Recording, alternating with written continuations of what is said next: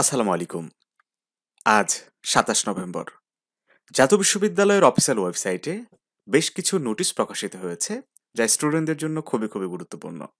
তো চলো শিক্ষার্থী বন্ধুরা, আজ ২৭ নভেম্বর প্রকাশিত আপডেট নোটিশগুলো সম্বন্ধে বিস্তারিত জানা যাক।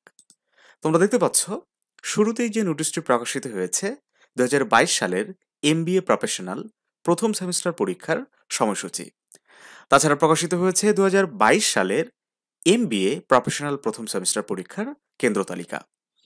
২০২৩ সালের BBA honours in aviation management তৃতীয় বর্ষ দ্বিতীয় সেমিস্টার পরীক্ষার সময়সূচি সংক্রান্ত বিজ্ঞপ্তি। ৪ নম্বরে প্রকাশিত হয়েছে ২০২৩ সালের BBA honours in aviation management তৃতীয় বর্ষ দ্বিতীয় সেমিস্টার পরীক্ষার কেন্দ্র তালিকা। ৫ নম্বরে প্রকাশিত হয়েছে ২০২৩ সালের BBA honours in aviation management চতুর্থ বর্ষ দ্বিতীয় সেমিস্টার পরীক্ষার সময়সূচি প্রকাশ সংক্রান্ত বিজ্ঞপ্তি।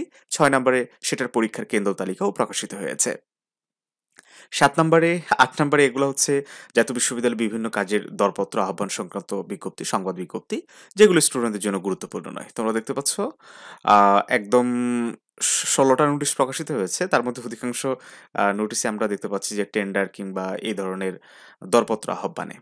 তো এখানে একটা সংবাদ বিজ্ঞপ্তিও প্রকাশ করেছে, যেটা আমাদের জাতীয় বিশ্ববিদ্যালয়ের উপাচার্য স্যার বলেছেন যে বাংলাদেশের উন্নয়ন মানে মানব সম্পদের উন্নয়ন। এখানে একটা দীর্ঘ বক্তৃতা তিনি দিয়েছেন। যাই হোক, এটা তোমাদের না জানলেও চলবে। তবে মোটামুটি এই যে পরীক্ষার বেশ কয়েকটা পরীক্ষার কেন্দ্র তালিকা এবং পরীক্ষার রুটিন প্রকাশ করেছে, হয়তোবা অনেকের জন্য এটা খুবই গুরুত্বপূর্ণ, আবার অনেকের জন্য গুরুত্বপূর্ণ নাও মনে হতে পারে। তো এর পাশাপাশি আরো কিছু আপডেট তোমাদেরকে জানিয়ে দিই। তোমরা ইতিমধ্যে জানো অনার্স ফাইনালের বোর্ড চ্যালেঞ্জ শুরু হয়েছে গত ২৬শে নভেম্বর থেকে। তাছাড়া অনার্স তৃতীয় বর্ষের ফর্ম ফিল আপ নিয়ে বারবারই আমরা বিভিন্ন রকম প্রশ্ন দেখতে পাচ্ছি।